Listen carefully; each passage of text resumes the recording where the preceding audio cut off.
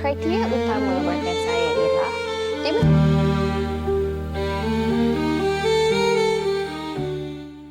Sasa hii filamu inahusu simulizi ya ndoa ya miaka 10 baina ya Jackie pamoja na binti Sharifa. Walikutana vipi na kuweza kuoana licha ya tofauti zao, kuanzia imani mpaka mataifa, na waliweza vipi kuunganisha familia zao na kuwa kitu kimoja? Wamekubali kutusimulia na kutueleza kila kitu kilichotokea nyuma ya mahusiano yao. Mpaka sasa wamebarikiwa watoto 3 katika familia yao. Filamu inaanza na talk show moja ambapo mtangazaji anamhoji Jackie kuhusiana na ndoa yao, yeye pamoja na mke wake anaitwa Sharifa. Hawa watu ni watu wawili tofauti. Mpaka sasa wana miaka 10 katika ndoa yao na wana watoto 3. Jackie anampenda sana Sharifa. Wamefika hapa kwa ajili ya kushare stori yao ya kimahusiano, namna walivyopambana na changamoto katika familia zao. Hadithi yao imelenga kuhamasisha watu wengine kuamini katika uwezekano wa mapenzi licha ya vikwazo na mitazamo ya jamii. Jackie ni kijana Mchina ambaye maisha yake yeye amelelewa na baba yake pamoja na mama yake. Walimlea katika misingi ya kumhitaji kijana wao awe mlisi wa mgahawa wao ambao umekuwa ukirisiwa miaka na miaka.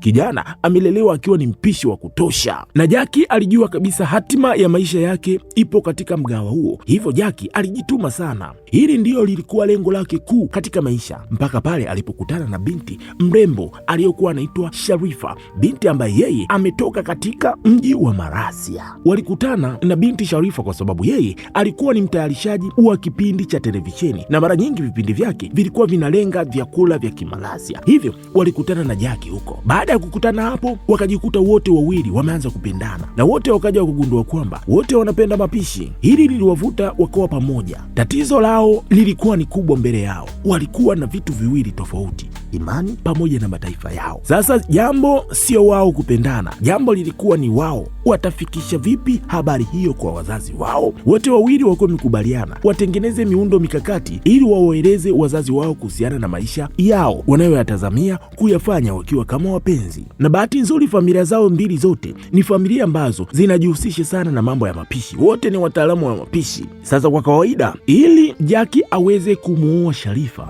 ni lazima apate baraka kwa baba yake Sharifa. Hili anawezaje kulifanya? Moja ikawa ni Jackie lazima aende kumwambia baba yake kuhusiana na huo uhusiano wao yeye pamoja na binti Sharifa. Sasa baba yake Jackie alikuwa anapambana sana kumuimarisha Jackie katika upishi kwa sababu yeye alikuwa na udhaifu wa mkono wake. Umri umekwisha kwenda, mkono wake mara nyingi umekuwa ukidhoofika. Anaweza kuharibu chakula kwa sababu mkono wake ni mbovu. Jackie siku moja akawa amejikaza kiume, akakaa na familia yake, akamwambia kila kitu kuhusiana na maisha yake nje ya hii nyumba, kwamba yeye tayari amekwisha kupata mpenzi na anahitaji kuoa. Wazazi wakakaa makini kusikiliza, nataka kuoa nani? Jackie si akasema nataka kumuoa Sharifa, binti wa Kimarasia. Baba yake akaruka mita 100, hataki kabisa hilo jambo litokee. Unawezaje kumuoa mtu kama huyo? Mko tofauti kiimani, mko tofauti kimataifa, unahitaji kubadilisha dini ili uondoke hapa ufuate mwanamke. Biashara hii ambayo tumeilisi kwa muda mrefu, nani atabaki nayo? Mzee akatema cheche kishenzi, akapinga hilo jambo. Jackie naye akaja juu, baba, huwezi kukataa ama kupinga kuhusiana na hisia zangu, lazima nifate malengo yangu, sio malengo yako tu. Sharifa ndio binti ambaye mimi nitamuoa. Mzee akasema labda kama huko hapa, labda kama mimi siko hai. Jackie akaamua kuondoka nyumbani hapo, akaamua kuiacha kabisa hii familia na kuondoka. Kwa upande wa Sharifa, yeye akakaa na familia yake, badala aeleze ukweli kuhusiana na uhusiano wake, yeye akaanza kutengeneza hadithi akisema kwamba kuna rafiki yake wa kike anapitia changamoto sana. Rafiki huyo anaitwa Siti na ana mwanaume mwingine ambaye yeye ni tofauti kiimani pamoja na taifa. Wazazi wakawa wanamuuliza, hao watu wanapendana? Binti akasema ndio, wanapendana sana na wanahitaji kuoana, lakini wazazi wao hawataki jambo hilo litokee. Sasa wazazi wa Sharifa, huyu babake Sharifa anaitwa Rahim, akamwambia binti yake kwamba kama marafiki zako wanapendana, mimi niko tayari kuwasapoti. Lazima watoto waachiwe wapambanie hisia zao. Wazazi wengi wanashindwa kujitambua,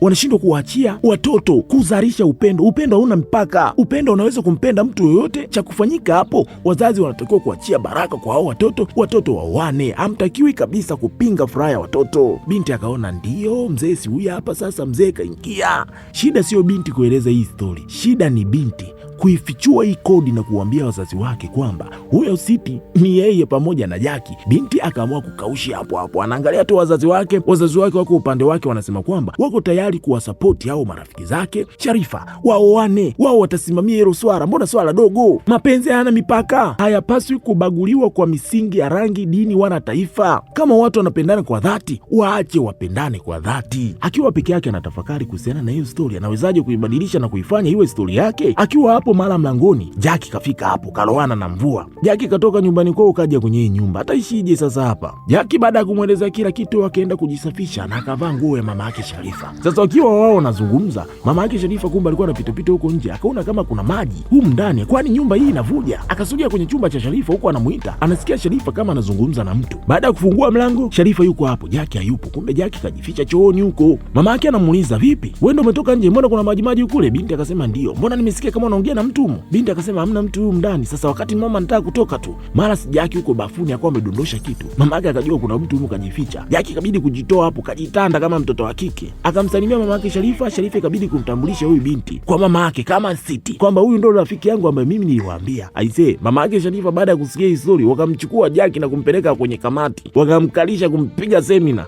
Siti, tumwambiwa kuhusiana na story yako na wewe mwanaume unayetaka kuolewa naye Jaki, imekuwaje? Jaki akajua kabisa hii kodi ni kukaa humu kwenye utoto wa kike tu. Akaanza kuigiza kwamba kweli yeye na Jaki wanapendana, lakini wazazi wake hawahitaji, na sio wazazi wake tu, ni wazazi pande zote mbili hawataki kabisa wao waoane. Sasa baada ya hizi stori zote, wazazi wa Sharifa kama kawaida wako wamejitoa kimasomaso kwamba watamsaidia huyu binti ili yeye afanyikishe mapenzi yake juu ya mtu ambaye anampenda, waoane. Wazazi hawapaswi kabisa kupinga hisia za watoto wao, hawatakiwi kuwa wao ni kikwazo kwenye maisha ya watoto wao. Hawa wazee wamejitoa. Sasa ukumbuke kwamba kwa sababu Jaki aliondoka nyumbani kwao kwa mbinde na kuja kwenye hii nyumba, ikalazimika kukaa kwenye hii nyumba na kujifanya hivyo yeye ndo Siti. Sasa upande wa nyumbani ambako Jaki ameondoka, kwa sababu yeye ndo alikuwa mpishi mkubwa kwenye ile sehemu, wateja wengi wakaanza kulalamika, mara chumvi imezidi, mara chakula kijaiva. Ni kwa sababu baba yake Jaki alikuwa na mkono dhoofu, mkono wake mara nyingi ulikuwa ukitetemeka, hivyo alikuwa anashindwa kukipatia chakula vizuri, na ndiyo maana alikuwa anamhitaji Jaki aendelee kusalia pale. Sasa baada ya mazungumzo ya mama yake Jaki pamoja na kaka yake Jaki aliondoka hapa nyumbani hajabeba nguo yoyote, hivyo akawa amemwagiza huyu bwana mkubwa kaka yake Jaki anaitwa Siao ampelekee Jaki nguo zake. Jamaa akaenda moja kwa moja kwenye nyumba ya kina Sharifa. Kufika hapo, Sharifa akatoka kumpokea. Sasa Siao anaamini kwamba Jaki anaishi hapa ndani, akaanza kumuita Jaki. Sharifa ikabidi kumtuliza, Siti. Jamaa elewi, anaita tu Jaki. Sharifa ikabidi kukaza sauti kuita Siti sido. Akatoka hapo, na ukumbuke kwamba Siti ndo Jaki katoka hapo moja kwa moja akamtoa kaka yake nje. Wewe ulifaa kufika hapa na kuacha nguo na kuondoka, mambo mengine hayakuhusu. Sasa Siao anamtazama vizuri Jaki, mbona umekuwa mwanamke tena? Mshikaji akapiga kelele kwanza, yaani siku mbili tu sija kuona umeshakuwa Ashura. Mshikaji akamtuliza kaka yake, ulifaa kuacha tu nguo hapa na kuondoka. Kaka yake akamuuliza Jaki kwamba kwa hiyo nikamwambia mama yako kwamba kijana yako ameshakuwa binti, si ndio? Sasa kwenye mabishano baba yake Sharifa akawa amefika hapo moja kwa moja, yeye akawa ametambua kwamba anaowaona hapa mbele ni Jaki pamoja na Siti, watu ambao wanapendana, wanahitajika kuoana, bila kujua kwamba hawa ni ndugu na ni makaka wote. Mara moja Siti aka Jaki kabidi kuingia kwenye kodi, akaanza kuigiza hapo.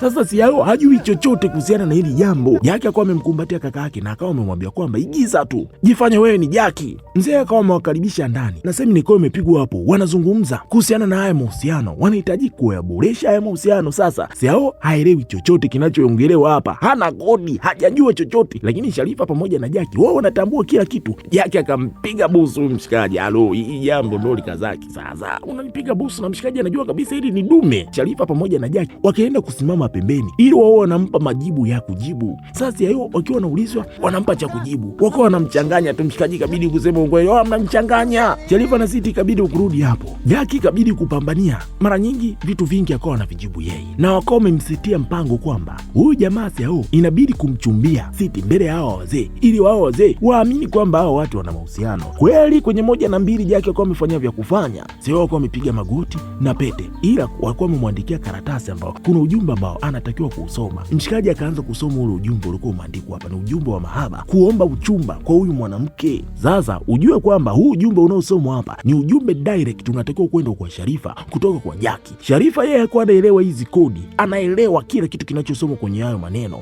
anajua kinamlenga yeye na sio huyu mtu aliye mbele yake. Na ndio maana wakati Seo anachukua pete kwa ajili ya kumvisha Jackie aligeuka na kumtazama Sharifa. Sharifa kwa amemtikisia kichwa kwamba yeye yuko tayari, kashakubali hii kodi, tuishi humo mshikaji wangu. Sasa baadaye Seo akati anamwaga Jackie na kuondoka kurudi nyumbani, akasema kwamba aisee, sema uliandika nondo wewe mshikaji, kweli yale maneno uliokuwa umeandika lazima binti ajaye mkenge, lakini lile busu ulionipiga lilikuwa lina ulazima wa aina yote. Mshikaji akasema kwamba mimi nakupenda bana, unanipenda.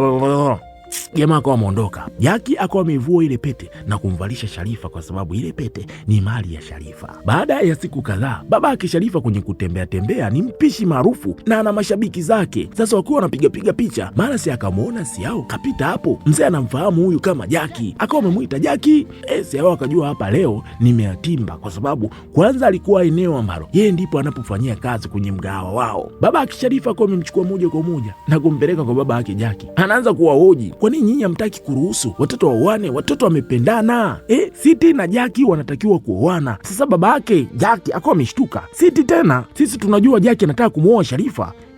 Sharifa ni mtoto wangu, yaani Jackie anataka kumuoa Siti. Baba yake Jackie akawa amekataa kabisa, mimi sitaki kujua chochote, sijui Siti wala Sharifa. Jackie hawezi kuoa nje ya jamii yetu. Sasa baba yake Sharifa amekomaa kufanya mapatano, baba yake Jackie akubali vijana waoane. Baba yake Jackie akawa amegoma kabisa kuhusiana na hiyo ndoa na akawa amemtumua huyo mzee kimasomaso kutoka hapo. Na ukumbuke kwamba baba yake Sharifa anazungumza Kimarasia, mzee wake Jackie anazungumza Kichina, yaani hapa lugha ngongana, yaani bila daraja hawaelewani. Mzee Rahim baada ya kutoka hapo, babake Sharifa akafika nyumbani, akawa amemsimulia mke wake kila kitu, kwamba babake Jackie ni kama mwenda wazimu, ameshupalia vitu vya kizamani, anakataa watoto wasioane na wakati watoto wamependana, aache mambo ya kujali vitu vyake na ajali hisia za watoto. Mzee wake Jackie hawezi kukubali kijana wake aoe mtu mwingine kwa sababu tu ya wivu wa kufanya kazi nje ya jamii yake. Mke wake akamwambia kwamba unatakiwa kuzungumza na mtu wa namna hiyo kwa kutumia akili na sio nguvu tu, tumia akili, unaweza kumudu. Sasa mzee akawa amepata wazo, kwa sababu yeye mwenyewe ni mpishi na ile familia ni wapishi, akajua kabisa hapa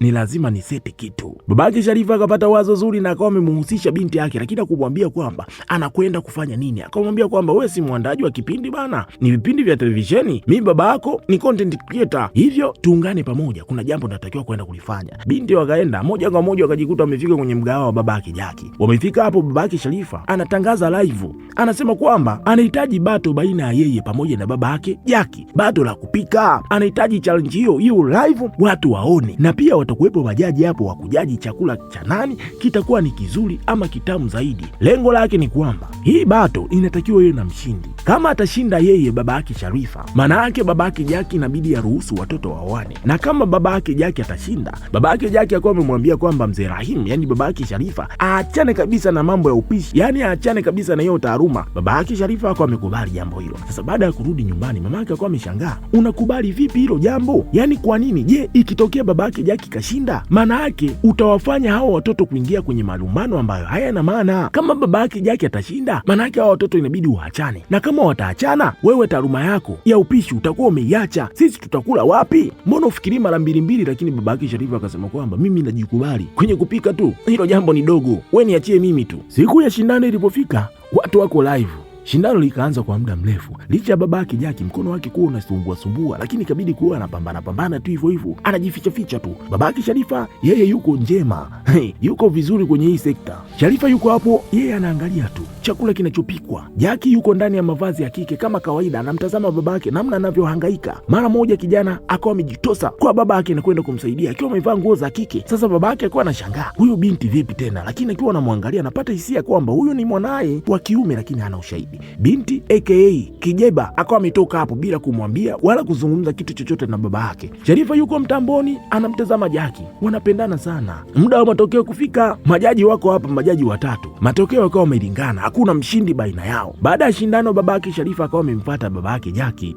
Huyu jamaa anamuita huyu baba kaka. unatakiwa kuruhusu. Wewe uone binti ni mzuri, anavutia na maadili mazuri mpaka kaja kukusaidia kwenye shindano kama hili. Mpe nafasi aolewe na kijana wako. Mbona anafanya vitu vizuri sana huyu binti, wanapendana. Sasa wakiwa hapo, Jaki yuko hapo, Sharifa yuko hapo. Jaki akawa ameshindwa kuvumilia kujificha katika vazi la mtoto wa kike, ikabidi kujivua. Akamwita Anko Rahimu, mimi ninampenda sana Sharifa, sihitaji tena kuendelea kujificha katika haya mavazi. Akawa amevua mbele yake na akawa amejitambulisha kwamba yeye sio Siti, mimi ndiye ninayempenda binti yako, na mimi na binti yako ndio tunaopendana, sio Siti na Jaki. Wazee wakuwa wameshangaa. Rahimu akawa amemshika Sharifa mkono na akawa amemtoa hapo, hataki tena mazungumzo. Mzee kabadilika kabisa. Yaani hawa binadamu bana, alikuwa anapambania mapenzi kwa sababu hawakuwa watoto wake, lakini baada ya kugundua kwamba ni mtoto wake ndo yuko kwenye hili jambo, sasa hivi hataki kabisa kushughulikana hilo jambo. Anahitaji kumlinda mtoto wake tena, kila kitu kasahau kabisa, hataki tena mazoea. Wanasema kwamba mtu mzima akidondoka huchekesha tu ikiwa kama sio mzazi wake.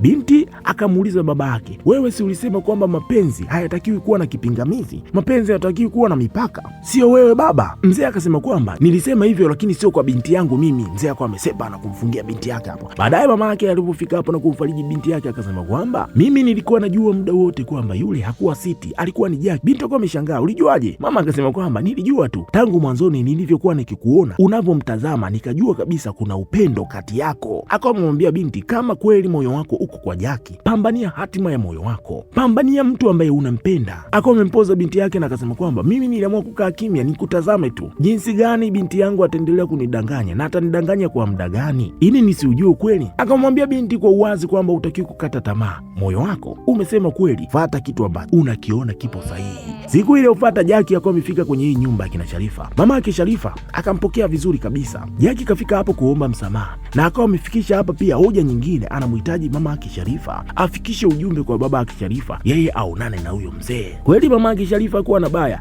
akawa amekaa na mume wake, wamezungumza baada ya chakula kitamu kilichokuwa kimeandaliwa na Jaki. Kwa maneno ya upole, mwanamama akamweleza mume wake kwamba mapenzi yameingia katika maisha ya Sharifa, hivyo hatuhitajiki kabisa kuumiza moyo wa binti yetu. Sisi ndio njia ambayo tunahitajika kuwa njia salama kwa ajili ya kumfikisha binti yetu kwenye upendo wa maisha yake. Sasa tangu binti atoke kwenye lile sakata, yuko ndani kule kajifungia na hajawahi kukutana na baba yake na wala hajala kabisa chakula chochote kwenye hii nyumba. Wakazungumza mambo mengi sana. Mzee akawa amesifu kwamba chakula cha leo kitamu sana na kina ladha tofauti. Mama yake Sharifa akawa amesema kwamba ladha hiyo ni tofauti kwa sababu amepika mtu tofauti. Chakula hicho kimepikwa na kijana Jaki. Jaki akawa amejitokeza kwa huyu mzee. Mama akaingilia kati kwa sababu mzee alitaka kuondoka hapa na kufukuza huyu kijana. Akawa amemuuliza kwamba kama unataka kufanya hivyo, unataka kumaanisha nini unachotaka ambacho binti yako kimtokea kwenye maisha yake? Hemu mpe nafasi kijana azungumze. Jaki kafika hapa kwanza akaomba radhi sana kwa huyu mzee kwa kumdanganya kwa muda wote ambapo yeye kakaa hapa kama Siti.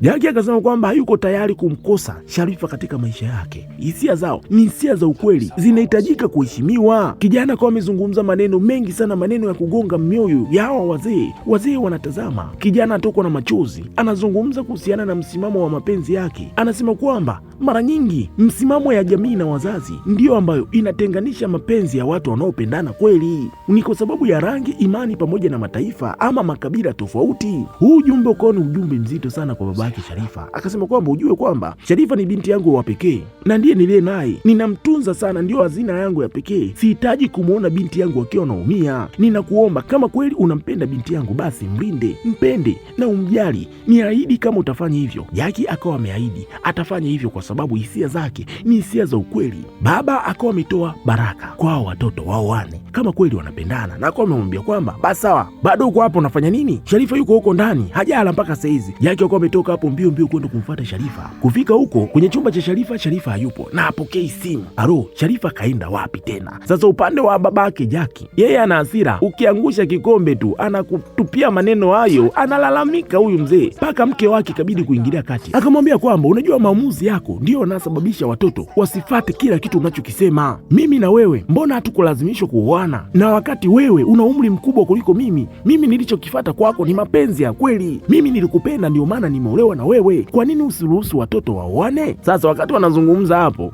mtoto mkubwa Siao yuko hapo pembeni akaanza kupiga makofi. Anaona kama leo kimeumana. Wazee wamechanana ukweli. Sasa mzee akamuuliza, wewe mshenzi unafanya nini hapo? Siao akasema kwamba kuna mgeni huko anahitaji kukuona, nenda kamuone. Mzee wako ametoka hapo. Kufika hapo, mgeni aliyokuja hapa ni Sharifa. Sharifa kafika hapa, kwanza akaomba radhi sana, akasema kwamba ni kweli yeye pamoja na Jackie wanapendana kweli, lakini kafika hapa anamwambia kwamba huyu mzee, mimi niko tayari kuachana na mwanao kwa sababu familia zetu zimekwisha kuwa ni changamoto. Mimi niko tayari kuachana na kijana wako, sihitaji kumuona Jackie ukiwa na huzuni na sihitaji kukuona wewe pia ukiwa na huzuni. Binti akaomba radhi na akawa ameondoka hapo. Na sasa mzee kabaki hapo, yupo kimya, hajui cha kusema. Wakajadili cha kufanya, wafanye nini. Mke wake akasema kwamba maamuzi yako kwenye mikono yako. Baba yake Jackie akawa ametoka hapo mara moja. Upande wa nyumbani sasa kwa kina Sharifa, simu zishapigwa polisi. Binti yangu kapotea, binti yangu Sharifa kapotea, ni mrembo ni mrembo, kashapata mchumba, kapotea. Halo. Mara mlangoni kuko kumegongwa. Jackie akaenda kufungua, akashangaa kumuona Sharifa kafika hapo na familia yake nzima, familia yake na Jackie wako hapo. Rahim kafika hapo, akamuona mwanae na akamuona na baba yake Jackie yuko hapo. Baba yake Jackie akamuomba mzee Rahimu msamaha, akamwambia kwamba nisamee mzee mwenzangu kwa yale yote niliyofanya. Rahimu akawa mkataa mkono, akasema kwamba upaswi kabisa kuniomba msamaha kwa sababu hata mimi pia nimekosea. Wote tunahitajika kuombana radhi, tusameheana. Wakawa wameshikana mikono. Hao wazee wanakuaga na midadi yao tu, wanapimana, wakawa wamekumbatiana kwa upendo. Basi upendo uko umezalika tena kwenye hizi familia mbili. Damu za hao wazee walikuwa wamepatana sana tangu mwanzo, japo walikuwa wanachambana tu. Walikaa katika misingi ya kuheshimiana. Mipaka yao pamoja na upendo wao ulitawala pande zote mbili. Familia hizi zilishirikiana kwa upendo mkubwa sana, na ndiyo sababu ya ndoa ya Jackie pamoja na Sharifa ilidumu na kukaa kwa miaka 10. Baba zao wanaishi kama ndugu kuzaliwa katika tumbo moja, wanapendana kweli. Usisahau kusubscribe, kushare na kucomment. Acha maoni yako kuhusiana na filamu hii, nini ulichojifunza? Na je, max yako unaipa ngapi filamu? Mimi kwangu kwenye 10 naweza nikaipa 8.5 kwa sababu imenifurahisha. Usisahau kusubscribe. Karibu Swahili Flix Empire. Ulikuwa na mimi msimuliaji wako OKRAN. Usisahau kunifuata upande wa pili, kule tumeanza upya.